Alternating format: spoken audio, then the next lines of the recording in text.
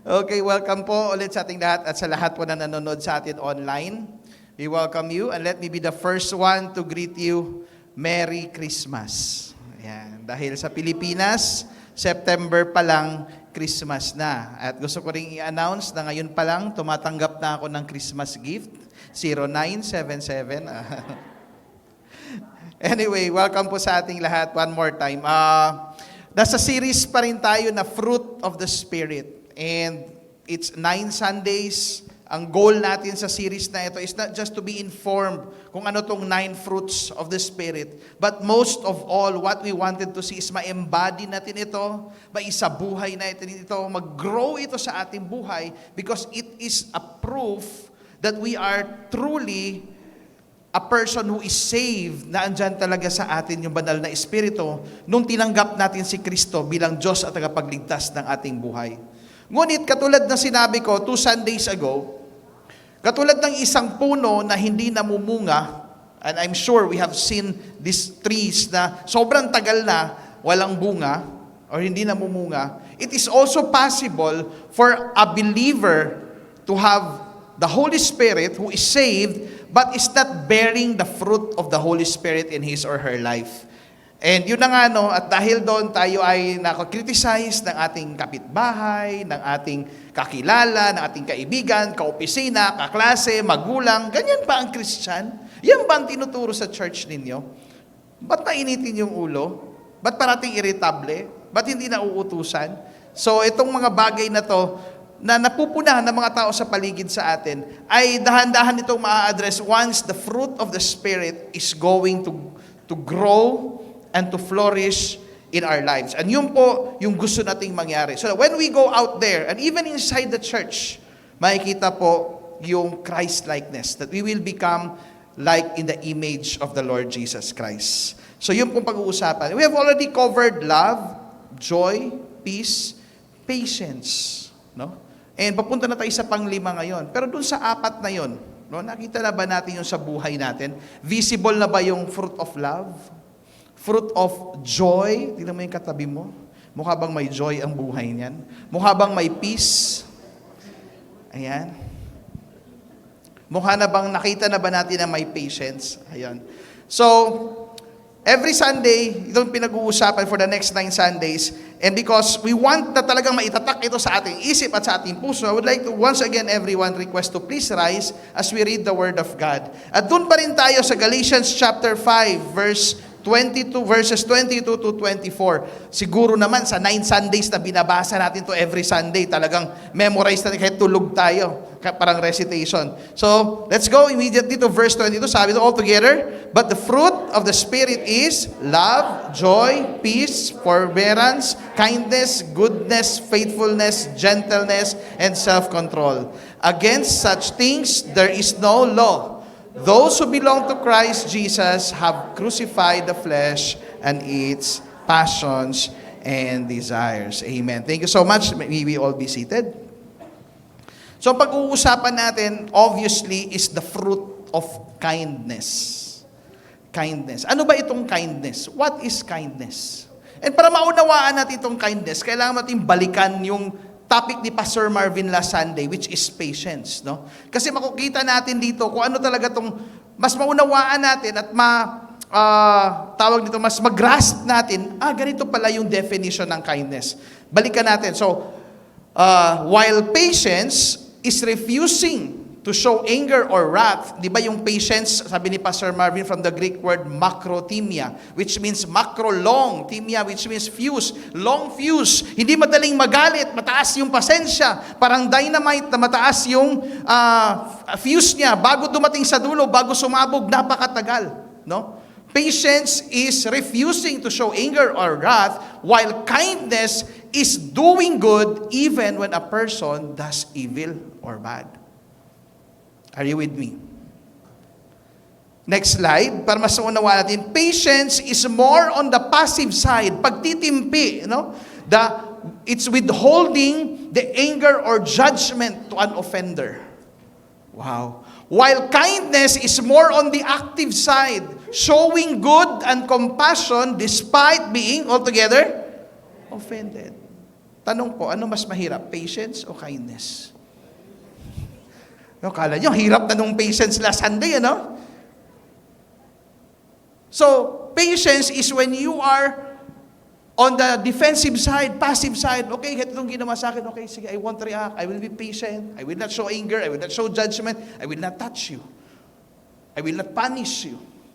While kindness is despite being offended, you will show love. Pag binato ka ng bato, batuhin mo ng loaf bread. Para medyo malaki. Pag sinampal yung kanan, ibigay mo yung kaliwa. Kahit na ikaw'y pinagchismisan, pauutangin mo pa rin. Kindness.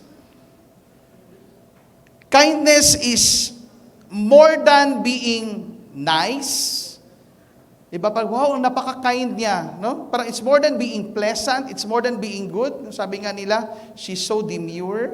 She's so kind. She's so cute. Diba? It's more than being pleasant or nice. Or looking nice. Oh, grabe, napaka-kind niya. It's more than that. Ano yun? Next slide. Kindness, because it is not natural sa atin ang pagiging kind. Unnatural sa atin, pag sinuntok mo ko, suntokin kita. Pag binanata mo ko, binanata kita. Pag chinismis mo ko, chinismis kita. Yun yung normal sa atin. In a world full of cruelty, revenge, bawian, hindi ka pwedeng makaisa. It's not natural or normal to be kind. So what is kindness? Kindness is a supernatural orientation of our hearts altogether to what? To do good to other people even when they don't deserve it and don't love us in return. Okay. So you think you're kind enough? At ito yung gusto nating lumabas. At ito ay may experience lamang ng mga believers. It is not fake. It does not stem from tolerance. Okay, gusto ko na lang maging kind. It does not stem from pagiging fake na lang or pagiging plastic. O sige, ano na lang, pakitang tao or pagkukonsenti. It does not stem from us. It stems from the Holy Spirit. The motive is love. Supernatural orientation of our heart to do good, even when people are not good to us. Pakitignan ulit yung katabi mo, mukhang kind ba yan? Sa tingin pa lang, mukhang babalatan ka na, no? Okay. The Holman Illustrated Bible Dictionary translates in Hebrew for the word kind is the word kesed. And that's where we get the name of our firstborn son, Zachary Kesed. Yung H dyan is may pagka yan. See, some people, they put C or K to it. It is pronounced as Kesed. Pero kagabi talagang naubos yung pasensya ko kay Kesed. 3:30 a.m. na natulog. Talagang tines ako ng Lord yung kindness ko. And sorry Lord, I failed. Kaya medyo half tao, half zombie tayo ngayon. Sabi ko sa daming araw na gusto mong magipagpuyatan, ba't ngayon Saturday na ako pa talagang preacher ng Sunday? Pwede naman gawin natin to bukas. Monday kinabukasan, rest day. Kesed. Zachary Kesed. Zachary means the Lord remembers. Kesed means loving kindness or steadfast love. So, the Lord remembers His loving kindness or steadfast love. Yun yung meaning name ng anak namin. So, Kesed. So, when you say kindness, it talks about God's unrelenting love and kindness to His people. And in the Bible, to the nation Israel. At gaano ba talaga kamahal ng Lord na kahit itong Israel nito, napaka-stubborn, napaka-stiff-neck, napaka-walang hiya, sabi nga ni Pastor Marvin last Sunday, spiritual idolatry. With all the goodness of God, binigyan ng mana, libreng pagkain, mana na naman. Binigyan ng quail, chicken na naman. Di ba? With all the goodness of God, fire in the night, walang mera-meralco. libreng electricity. Clouds in the morning covering for them as they travel going to the promised land. But they were stiff-necked people. And sabi ni Nehemiah, sa Nehemiah chapter 9 verse 17, he recalled and he said, they refused to obey, talking about their ancestors whom the Lord fled from Egypt going to the promised land. They refused to obey and they were not mindful of your wonders. So yun sinabi kong wonders ng Panginoon, nahati yung Red Sea, dumating yung mga plagues, nakita, nakakamangha yung ginawa ng Lord sa kanilang kalagitnaan. You were not mindful of your wonders that you did among them. But they hardened their necks, and in their rebellion, they appointed a leader to return to bondage or to Egypt. If you were with us sa series natin na Hall of Faith, nakita natin doon, sinabi nila kay Joshua, gusto na namin bumalik. No? When nakita nila yung mga malalaking tao doon sa Canaan or sa Jericho. But it says here, dapat ipapanish na ng Panginoon, dapat magagalit ng Lord. Sabi dito, but you are God, ready to pardon, gracious and merciful, slow to anger, altogether, abundant in kindness, and did not forsake them. Grabe ang Lord. Ito yung kesed ng Lord. Ito yung love ng Lord sa Israel. Yun yung love ng Lord sa iyo, sa akin, sa ating lahat. Na kahit tayo ay stubborn, stiff-necked, sinful, broken, wrecked, trespassers, the Lord still loves you. The Lord still do good in your life. The Lord still forgave you. Grabe. Yun yung klaseng kindness na hindi fake, mababaw na kindness, na demure kindness, na pleasant kindness, but really kindness stems from love, even the person doesn't deserve it. Kesed, or loving kindness. Katulad po ito ng story ng prodigal son, that even though he was despised, disowned by his son, the father, when the son came back, ano pong ginawa nung ama? Tinanggap niya, he embraced and welcomed him. But he deserves to be punished. He deserves to be judged. The people around the community, pag ginawa mo yun sa magulang mo, pag uwi mo pa lang, hindi ka makakalapit, babatuhin ka ng mga tao dahil sa kawalang hiyaan na ginawa mo. But the father was there before anyone could see and threw stones at him. Pinuntahan niya na. Minit niya halfway at niyakap niya para wala nang makapagbato pa. Grabing kindness sa ginawang pag-iinsulto, sa ginawang pag-demise sa kanya, na pag kinuha mo na kasi yung mana mo sa tatay mo, parang sinabi mong mamatay ka na. Meron ba ditong kukuha ng mana ng buhay pa yung mga magulang? Wala. Pero ito, baliktad, kinuha niya, buhay pa. He wants his father dead. He deserves the anger and the punishment of his father, but when he came, the father put in ring into his hands, put in the robe around him, and clothed him as his son, and clothed him with kindness. At dahil dyan, ang title natin today, clothed with kindness. Kailangan suot-suot natin ito. Hindi natin itago. Hindi lang sa intensyon natin, hindi lang sa puso natin. Dapat nakikita, na-i-experience ng ibang tao. So ang tanong natin today is, why should I be a kind person? In a world full of unkind people. In a world full of offense. In a world full of bad things na nangyayari. Full of unfairness, injustice. Why should be a kind person? Are you ready? 3 things. Pag-sabi sa katay mo, ready ka na? Number 1, because God first demonstrated His kindness in your life. Yun yung pinakauna. Tayo nakatanggap muna nitong kabaitan. Ginugol ko to. Ano tong kindness in Tagalog? Kabaitan. Anong goodness? Kabutihan. Next Sunday naman yon. So, God first demonstrated His kindness in your life. Sabi ng Romans 2, verse 4, inawit natin to kanina. Or do you show contempt for the riches of His kindness, forbearance, and patience, not realizing altogether that God's kindness is intended to lead you to repentance? Yung kabaitan ng Panginoon ay pinapakita niya sa iyo, at ito ang dahilan na ikaw ay mag-repent, at ikaw ay lalapit sa Diyos.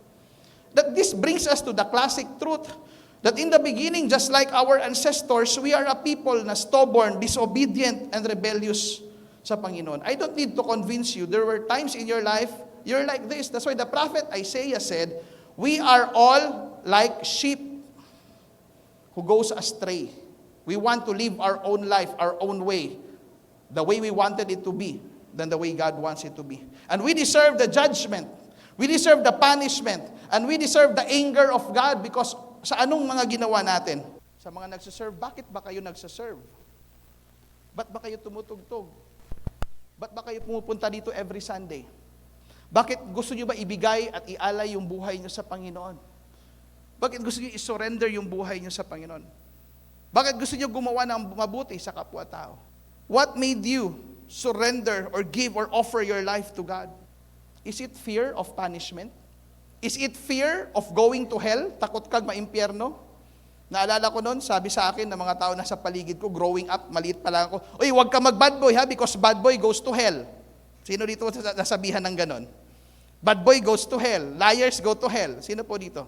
That's a bad theology. Never ever tell your kids, if they're bad boy, they go to hell. As a result, ano po nangyari sa akin? I don't wanna go to hell. I wanna be a good boy. So I'm struggling, striving, fighting every day of my life to become a good boy, fighting against sin, doing it in my own strength, doing it in my own power. And guess what? I find myself failing over and over, time and again.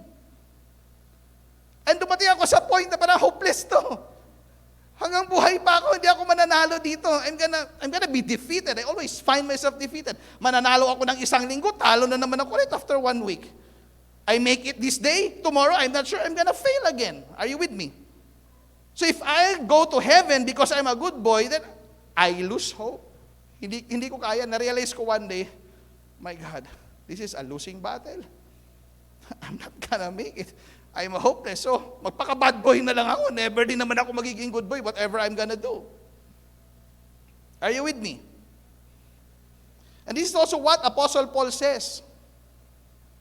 In Romans chapter 7, sabi niya, can we go there? So I find this law at work. So may dalawang law at work. Nature. Although I want to do good, altogether, evil is right there with me. For in my inner being, okay, nawala. For in my inner being, I delight in God's law. Gusto naman talaga ating sumunod sa Lord. But I see another law at work in me, waging war, nakikipaglaban doon. Sa anong dapat kong gawin at hindi ko dapat gawin. Making me a prisoner of the law of sin at work within me. So kung ano yung bagay na alam kong tama na dapat kong gawin, hindi ko nagagawa. Kung ano yung dapat na alam kong hindi tama, yun na nagagawa ko, sabi ni Apostle Paul. And what? This was his conclusion. The next verse, next slide, he said, what? Next slide, sabi niya, what a wretched man I am. Hindi ko kailangan maging Apostle Paul para ma-realize ko yun. Early on in my life, I was probably elementary or high school. Na-realize ko, I'm hopeless. I'll never be a good boy. Who will rescue me from this body that is subject to death? Hopeless na to. I'm gonna be a bad boy forever. I'm gonna go to hell. Pero anong solusyon? Altogether, let's read. Thanks be to God who delivers me through Christ Jesus our Lord. It's because Christ came, died, forgave all of your sins, made you right and clean before the eyes of God. His blood, sabi ng song, wash away your sins so you can stand before God, not to please Him, but pleasing to Him. And that's His kindness to you, that He forgave you and accepted you despite being stubborn. That should lead us to repentance. So let me ask you again. Kailangan parehong sagot natin dito, mga kapatid. Why are you here? Why do you go to church? Why do you serve God? Why are you a Christian? Is it because of fear of punishment, of going to hell? Fear of missing the blessing of God? Punta tayo ng church kasi mawala yung blessing ng Lord sa atin, yung favor ng Lord. Afraid of bad luck? No. Church, the reason why you and I should be here serving and giving our lives to Jesus is not supposed to be because of fear, but it's because of His love, His grace, His forgiveness, His mercy. It is because of His abounding kindness in my life, in your life, that even I am a sinner, trespasser, broken, stubborn, helpless in our sins. Christ died for us, and God gave us Jesus and showed us His loving kindness. Can we give God a clap of praise for that? Yan po ang dahilan, kapatid, kaya tayo nandirito. So Paul says, it's the kindness of the Lord that leads us to repentance. It is His unconditional love and kindness. And I want to say this, it's God's kindness that draws us to Himself. Maki-evaluate nga yung buhay natin. Because if it's not this, it's not God's kindness, it's not God's love, flash news, kapatid, what you have is mere religion. Titus chapter 3, verse 4 to 5.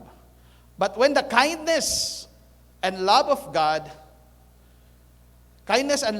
our Savior appeared, He saved us altogether, not because of the righteous things that we had done, but because of His mercy. Not because of what we have done, it's because of His kindness. Ephesians 2, verse 7. In order that in the coming ages, He might show, altogether, let's read this, the incomparable riches of His grace. Hindi ba kumparang yaman ng biyaya ng Panginoon sa atin in the coming age that He might see? How is this expressed? Expressed in His kindness. Napaka-kind ng Lord sa iyo, kapatid. Kung ako ang Diyos, matagal ka nang naging abo.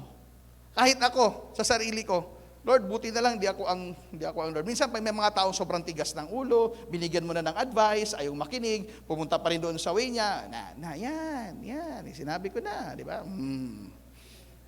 Di ba? Kung ako ang Lord, parang thunderbolts.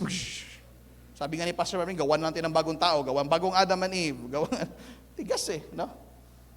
But the reason why you are here still breathing, living, given a chance to stand, to praise, and to serve God, it's because of His altogether loving kindness. Can we give God a praise for that? The richness, incomparable richness of His grace expressed in His kindness. As a result, we're going to give our lives to Jesus. We're going to give our all to God. Because God first demonstrated His kindness in our lives. Yan po yung number 1. Number 2 reason. Why should I be kind? It shows you are a people belonging to God. It shows that you are a people belonging to God. Colossians 3, verse 12. Therefore, as God's chosen people, belonging to God, holy and dearly loved, ano sabi?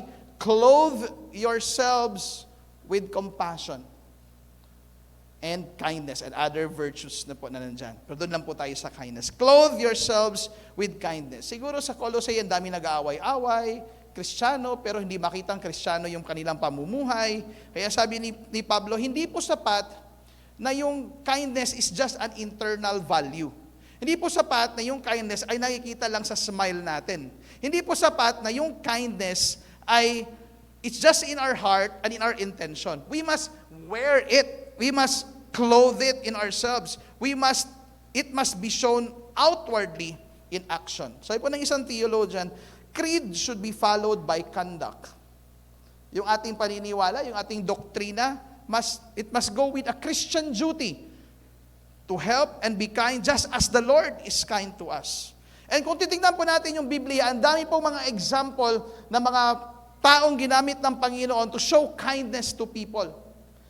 And one of my favorite and most fascinating story in the Bible about kindness is the story of David and Mephibosheth.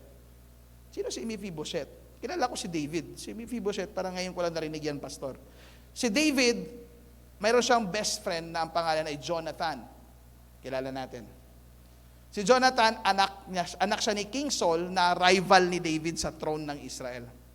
So si Jonathan, meron siyang anak na ang pangalan ay Mephibosheth, which is crippled or lame.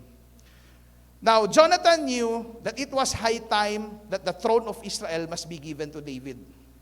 Pero ano magagawa niya? Tatay niya si King Saul. Hindi siya pwedeng kumampi kay David. But they are best of friends. But he knew that the throne is now, the Lord is going to give it to David. But before that happened, Jonathan made a covenant with David. It's found in Samuel, 1 Samuel chapter 20, verse 14 to 15. Ito ang sinabi ni Jonathan. But show me unfailing kindness like the Lord's kindness as long as I live. Sabi po ni Jonathan kay David, so that I may not be killed. And sabi niya, and do not ever cut off your kindness from my family. Not even when the Lord has cut off every one of David's enemies from the face of the earth. Habang ako'y buhay pa, ipakita mo sa akin ang kindness, like pinakita ng Lord ang kindness sa'yo. At kung darating man yung time na ika-cut off ng Lord lahat ng enemies ni David, kasama ako, wag mong continue to show kindness. Do not ever cut off your kindness from my family. At ayun na nga, later on, nagkaroon po ng war. And unfortunately, in that bloody battle, Jonathan died and was killed. And David took the throne of Israel. Nakakasunod pa ba? Now, ngayon, si David na ang hari. Traditionally, pag ikaw na ang hari, usually ang ginagawa, lahat ng kamag-anak, anak at kasama nung king na kilala mo, papatayin mo silang lahat para wala ng threat sa throne. Okay? Papatayin dapat lahat ni David. But this is what happened. It's one of the most heartwarming stories of kindness in the scripture that I've ever read. Basahin natin. 2 Samuel chapter 9 verse 1. So sabi, is there anyone still left of the house of Saul to whom I can show kindness for Jonathan's sake? Sabi ng verse 3, Ziba answered the king, there is still a son of Jonathan. He is lame in both feet. Verse 6, when Mephibosheth, son of Jonathan, the son of Saul, came to David, he bowed down to pay him honor. David said, Mephibosheth, sabi po ni Mephibosheth, at your service. Okay? Ano nga dapat traditionally ang pwedeng gawin dapat ni David? To kill all of the heirs, all of the sons that is going to be a rival, a threat to the throne. Pero ang sabi niya sa verse 7, altogether, don't be afraid. David said to him, for altogether, I will surely show you kindness for the sake of your father Jonathan. I will restore to you all the land that belonged to your grandfather Saul, and you will always eat at my table. Sabi ni Mephibosheth bowed down and said, what is your servant that you should notice a dead dog like me? Kasi para sa kanya, dapat patay na siya eh. Dead dog na siya dapat. Then verse 9, then the king summoned Ziba, Saul's steward, and said to him, I have given your master's grandson everything that belonged to Saul and his family. You and your sons and your servants are to farm the land for him and bring him in the crop so that your master's grandson may be provided for. And Mephibosheth, grandson of your master, will always eat at my table. Then Ziba said to the king, your servant will do whatever my lord the king commands his servant to do. So here's the most powerful thing. Altogether, so Mephibosheth ate at David's table like one of the king's son. And altogether, Mephibosheth lived in Jerusalem because he always ate at the king's table. Grabeng kindness ang pinakita ni David dito. And you know what, church? Just like Mephibosheth, in Christ, we were also given the same treatment. Just like Mephibosheth were supposed to be judged and die. But because of Christ, we're also invited to sit at the Lord's table because of His kindness. Powerful act of kindness. Now, let me ask you this question. This is where the rubber hits the road. Grabe ang kindness si David, no? So, ang tanong ko ito. Listen carefully. Is there a person in your life today you need to show unconditional kindness? Is there a person in your life today that you need to show unconditional kindness. Yung ba yung taong nakasakit sa'yo? Meron bang taong pinagchismisan ka? May tao bang nag-betray sa'yo na hanggang ngayon hindi mo kayang patawarin? Meron bang taong isang gumawa ng isang bagay sa'yo na hanggang ngayon masakit pa rin sa loob mo, hindi mo pa rin siya pinapansin? Kapitbahay mo ba yan? Best friend mo ba yan? Kaibigan mo ba yan? Kamag-anak mo ba yan?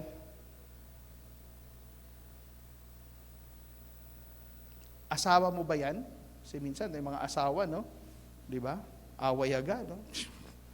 Dapat pinakaunang pinapakitaan ng kindness yung ating asawa. Despite na maraming hormones, despite na may period, di ba? Iba yung mood swings and all.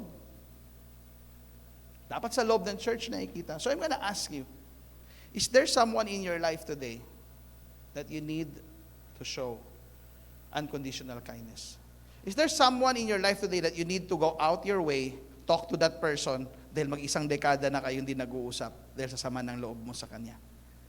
Pastor, kasi hindi mo alam yung ginawa niya sa akin. Ganito, ganyan. Yes, hindi. Alam ko. Pero kung gaganunin ka rin kaya ng Lord, ito, ginawa mo sa Lord, geto, ganyan. Baka wala tayong lahat. Are you with me? Another one example of kindness, kanina sa Old Testament, ito sa New Testament, when Jesus shared about a parable in Matthew chapter 18, talking about a master who is actually making a settlement to his servant at hindi nakapagbayad ng utang. Sino po may utang dito? Huwag yun na itaas yung kamay niyo. Okay. Alam namin yun. Okay. Okay. So ito nangyari sa Matthew chapter 18, sabi po ni Jesus, "Therefore, the kingdom of heaven is like a certain king who wanted to settle accounts with his servants. And when he had begun to settle accounts, may isa po, one brought to him who owed, nagkautang sa kanya ng 10,000 talents. Ipagpalagay natin yung 10,000 talents, ito mapicturize sa pesos, ipagpalagay natin, 1,000,000 piso. But as he was not able to pay, his master commanded that he be sold. Kasi dati, sa panahon nila, pag di mo kayang bayaran, ikaw mismo ang pambayad, yung anak mo at yung asawa mo ay maging slave. Alright? He be sold with his wife and his children and all that he had, and that payment be made. The servant therefore fell down before him, saying, Master, have patience with me, and I will pay you all. Sabi sa verse 27, then the master of the servant was moved with compassion, released him, and forgave his debt. Ang sinabing forgave his debt dito, cancel his debt. No? So he was moved with compassion kasi pwede naman itong servant na ito, nakakaawa, pero bayaran mo pa rin next month, ha? Pwede naman ganun, no? Sige, bigyan kita terms na lang, okay, 2 gives, 3 gives. Hindi ganun, napaka-kind nitong master na to. Nung nakita niya na hindi kayang bayaran, he was moved with compassion. To move with compassion is like that he has that loving kindness sa tao na to na may utang sa kanya. Release him as if hindi siya nagkautang and cancel his debt. Sino magiging masaya dito sa ganun? Yes. Now, this is what happened next. But that servant that went out and found one of his fellow servants who owed him 100 denarii. So, ibig pagpalagay natin 100 denarii is 10,000 pesos. Nung lumabas na siya, nakita niya yung kapwa niya servant na may pagkakautang sa kanya. Ito, may utang to 10,000 sa akin.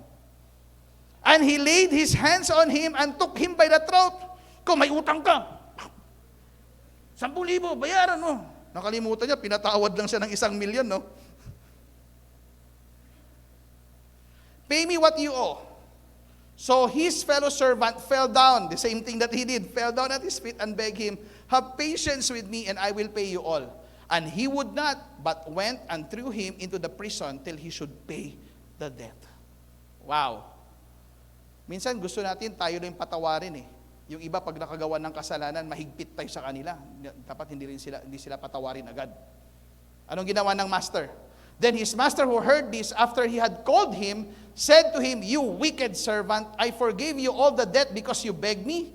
Should you not also have had compassion on your fellow servant just as I had pity on you? Alam mo, dito sa parable na to, pareho tayo dito yung dalawang tao. Tayo yung pinatawad ng malaki. Tayo din yung tao hindi marunong magpatawad sa maliit na pagkakamali ng ibang tao.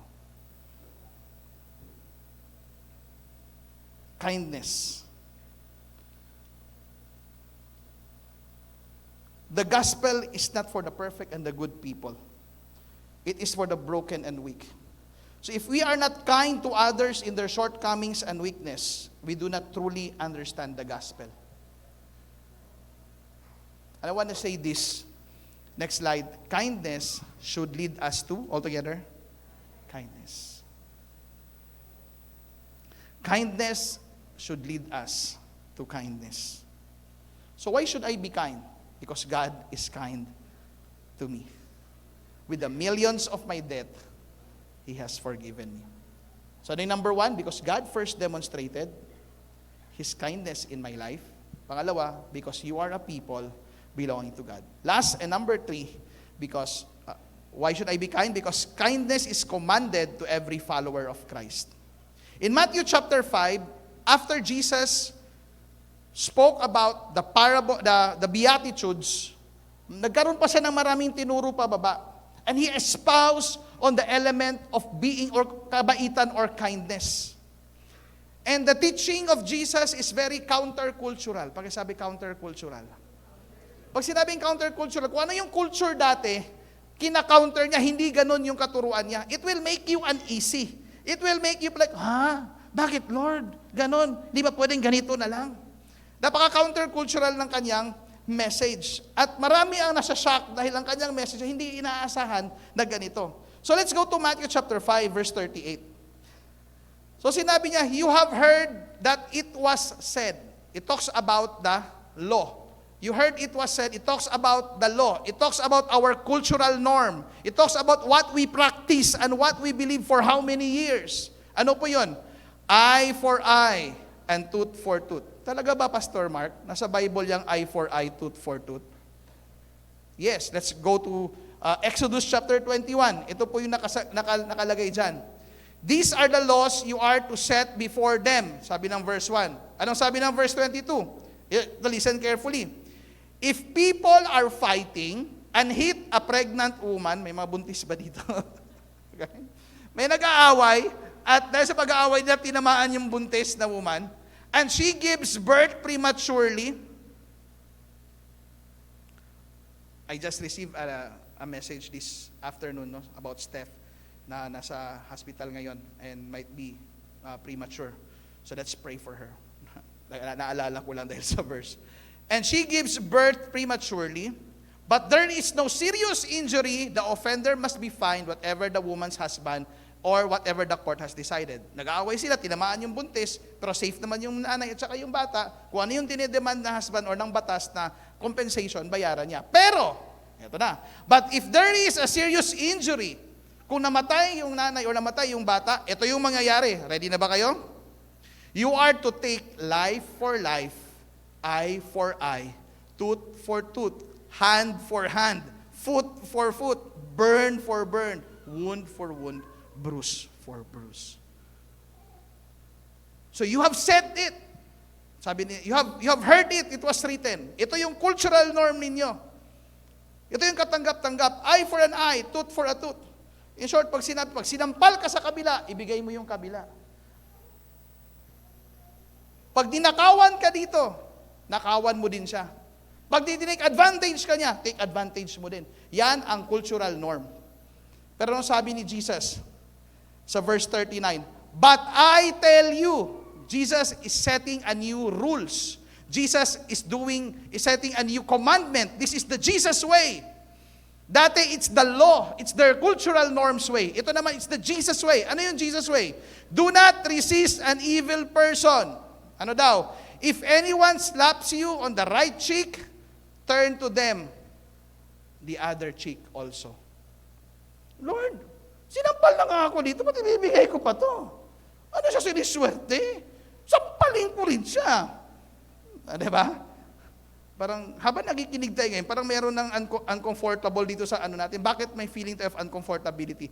That's the fleshly, normal, cultural norm. But Jesus is setting the heavenly norm. And if anyone wants to sue you, pakakasuhan ka niya at gusto niyang kunin yung damit mo, ano sabi? Ibigay mo pa, pati yung coat mo. And if anyone forces you to go 1 mile, ibigay mo pa ang 2 miles. Give to the one who asks you and do not turn away from the one who wants to borrow from you. Grabing kindness. Hindi pa natatapos dyan. Sabi ni Jesus sa verse 43, You have heard that it was said, talking about the law again, love your neighbor and what? Hate your enemy. Kasi ganun talaga sila dati. Mahal nilang kapwa Jewish nila, pero they hate the Samaritans. They hate the neighboring people around them dahil hindi sila mga people of God. Mga mistiso lang sila, hindi sila pure Jews. They are not the people of God. Kaya yung sa parable of the Good Samaritan, hindi nila pinapansin.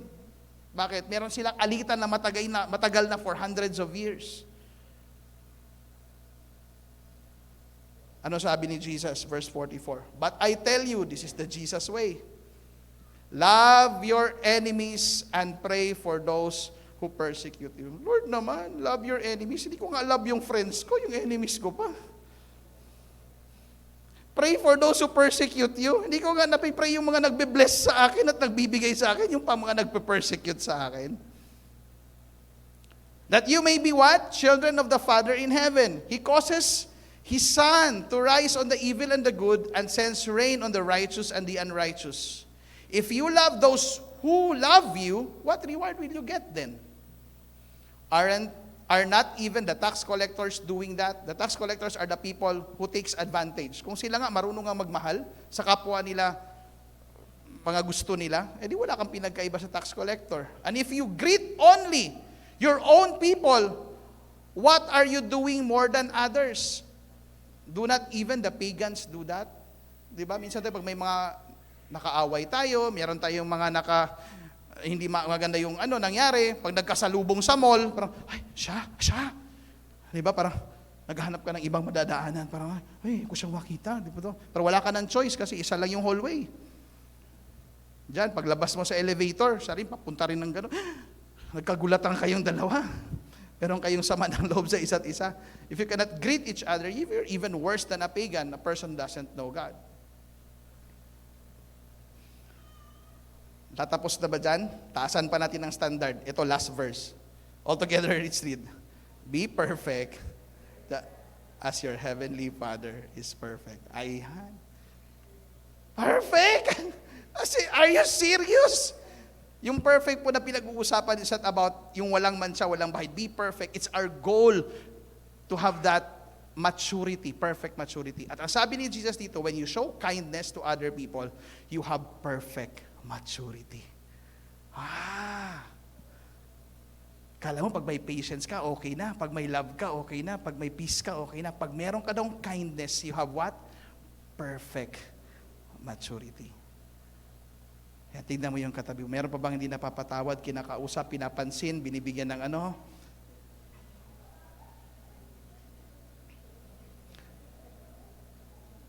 Kaya walang perfect maturity yan eh. Hindi nakikita yung kindness. Bubut pa lang yung kindness. Sabi na ng Holy Spirit, patawarin mo na. Hindi pa talaga pwede. Ako talaga.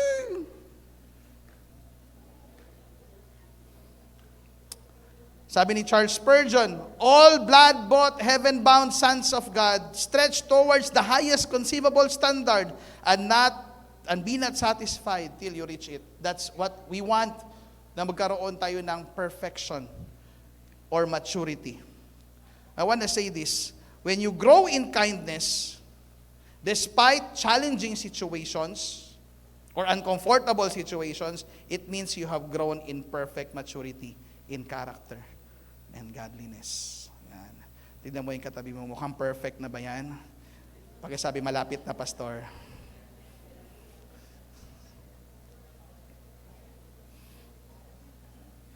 So, why should I be kind? Because God first demonstrated His kindness in your life. You are people belonging to God because kindness is commanded to every follower of Christ. Now, Pastor Mark, importante pala itong kindness na to. Paano ako mag-grow sa kindness na yan? Bonus point po ito. Kasi si Pastor Marvin nag-bonus points last Sunday. Okay? Bonus, paano ba ako mag-grow dyan? Kasi gusto ko magkaroon ng perfect maturity and kind. Grabe, akala ko mabait na akong tao. Akala ko Kristiyano na talaga ako, pero wala pala. Hindi ko pa rin pala love yung enemies ko. How to grow in kindness toward others? Number 1, repay evil with good. Ayan. Sabi ng 1 Peter 3:8-9, to sum up, all of you be harmonious, sympathetic, brotherly, kind-hearted, and humble in spirit. Verse 9, ang sabi? Not returning evil for evil or insult for insult. Ininsulto niya ako, insultuhin ko rin siya. Minura niya ako, mumurahin ko rin siya. Sinigawan niya ako, sisigawan ko rin siya. O, di ba? Perfect. Hindi ang kindness, ang harshness. Di ba? Pero sabi ng Romans 12 verse 20, on the contrary, if your enemy is hungry, feed them. Hindi ko nga feed yung friend kong hungry, yung enemy ko pa. Okay? Kahit kaaway mo, bigyan mong tinapay. If he is thirsty, give him something to drink. Altogether, in doing this, you will heap burning coals on his head. Wow. So, paano maging kind? Pag may ginawan sa iyo ng kasamaan, o may ginawa sa iyo yung bagay na hindi maganda, suklian mo ng kabutihan. Hindi po makakancel out ang evil sa mundo kung ang bawat pagkakamali at bawat evil na ginawa sa iyo, susuklian mo rin ng evil. For evil not to triumph is for us to do something good. Number 2, do not be led by your emotions. Ayan. Mainit ang ulo, mainit din ang ulo ko. Lalo pag nagdadrive, may sisingitan ako. Road rage, di ba? And all. Ephesians chapter 4, verse 26. Do not let the passion of your emotions lead you to sin. Do not let anger control you or be fuel for revenge, not for even a day. So sila ito mga emotional, mga hormones, mga may period, mainitin ang ulo, may anger management, may tantrums, lahat ng yan. Pag-pray mo, Lord, ng fruit of the Spirit of kindness sa aking buhay. Number 3, always speak in a kind manner to all people. Minsan, hindi naman dahil hindi tama yung sinabi, kung paano sinabi, at paano yung tono ng pagkasabi. Diba? Galit ka ba? Hindi, nagpapaliwanag lang. Ganon. Pero, kala mo galit na, nag-aaway na. Proverbs 12 verse 25, anxiety weighs down the heart, but a kind word cheers it up. Kind words cheers up. Number 4 and the last, don't withhold kindness to others when the Holy Spirit prompts you. May mga times talaga na ang Holy Spirit pinaprompt ka, tulungan mo na, bigyan mo na, puntahan mo na, patawarin mo na. Go the extra mile. Suklian mo ng kabutihan. Tumulong ka. One time, I was in St. Luke's. Si Grace that time, nagpapa-check up siya, NST for si Zoe that time, yung binubuntis niya. I was there waiting sa labas. May narinig akong I think na-share ko na ito before. Narinig ko yung isang babae na sa likod ko. May kausap siya sa phone. Tinatawagan natin siya ng hospital. Sabi niya, yes, Doc, sige po, hanapan ko po ng paraan. Kulang lang po talaga yung pera ko. Nanggaling na po ako sa DSWD, nanggaling na po ako kay sino ba tong mayor na to, sino tong ganyan, humingi po ako ng tulong. Kulang lang po talaga yung pera ko. Gawin niyo po lahat para mabuhay lang po yung anak ko. So I was listening, narinig ko, talagang umiiyak yung nanay. My heart was broken nung narinig ko. Tapos sabi ko, Dok, kailangan pa ba ng dugo? Blood bank? O sige po, pupunta po ako ng Red Cross kayo. Gano'n po kadaming dugo ang kailangan? Gano'n, sige, pupuntahan ko po yung blood bank. Gito lahat. Dok, huwag niyo pong hayaan na, mawala yung anak ko, gawin niyo lahat. Kulang talaga yung pera ko, Dok. Parang gano'n. Naririnig ko siya habang nagipag-usap sa cellphone. The Holy Spirit prompt in my heart. Tapos umalis na siya, naglalakad na, palayo, pababa ng escalator. The Lord prompt in my heart, sabi niya, tulungan mo yung tao na yan. Lend a hand. Pagtingin ko sa wallet ko, walang pera. Tumakbo ako puntang ATM. Nag-withdraw ako ng pera. Kumuha ako ng pera, hinabol ko siya. Malapit na kami doon sa exit ng St. Luke's. Sabi ko ba, ma'am, wait lang po, narinig ko po kayo kanina. Hindi ko talaga mapigilan, sobrang lakas ng prompting ng Holy Spirit. May mga times kasi, nagpa-prompt ang Holy Spirit, hindi naman ang Holy Spirit yan. Pero yung time na yun, talagang alam ko, parang kung kulang na lang, bubuhatin ako ng Holy Spirit na pupuntahan ko. Puntahan mo, hinabol ko siya bababa sa escalator, sa may exit na kay banda, hinawa ko siya, ma'am. Wait lang po, narinig ko po kayo kanina, yung anak nyo, kailangan po ng pera, wala ng dugo. Ma'am, may iabot po akong pera sa inyo. Binigyan ko po ng 5,000 that time. Binigay ko, ma'am, sana makatulong. Alam ko, maliit lang to, sana makatulong ito. Ma'am, pastor po ako. Let me pray for you. Let me pray for your son. We were there at the exit ng St. Luke. Sinahawakan ko siya, nagpe-pray kami, umiiyak kami, pero Lord, halos hindi makabigkas ng words yung mga bibig ko. Lord, i-heal mo po yung anak ng aling ito. Pinagpe-pray ko siya. Mas alam mo, nung matapos na kami mag-pray, napansin ko, ang dami na rin pala sa likod namin. Yung mga nakarinig din pala doon sa second floor, sa usapan nila sa cellphone, nagsibabaan din pala. May dala-dala ding pera pa. Ma'am, sana makabigay po, narinig ko po yung nangyari sa inyo. You know what? After that time, I just felt the Holy Spirit prompt me to help that woman. And it is my prayer is this, that one day, hindi ko alam, hindi ko nakuha yung pangalan ng woman na yun, hindi ko nakilala kung sino yung anak niya. But it is my prayer that one day, that because of that act of kindness that the Holy Spirit prompt me to do, ma-remember niya may isang pastor na nagbigay ng tulong, nagbigay ng kindness, and that would be an encounter for him one day na makilala niya si Jesus Christ sa buhay niya. That the point that he was at the bottom of his life, the Lord used people to show kindness and may that kindness lead him to the kindness of the Lord in her life and to the life ng kanyang anak. Church, when the Holy Spirit prompts you, sabi ng Proverbs 3:27, do not withhold kindness from anyone to whom it is due. Ano sabi? When it is in your power to grant it. Ibigay mo na, gawin mo na, patawarin mo na, tulungan mo na. Don't withhold kindness. Pakisabi sa katabi, don't withhold kindness. As I end today, life will put us in different situations. And sometimes we feel that God is near. Sometimes we feel that God is far. Sometimes we feel that we are alone.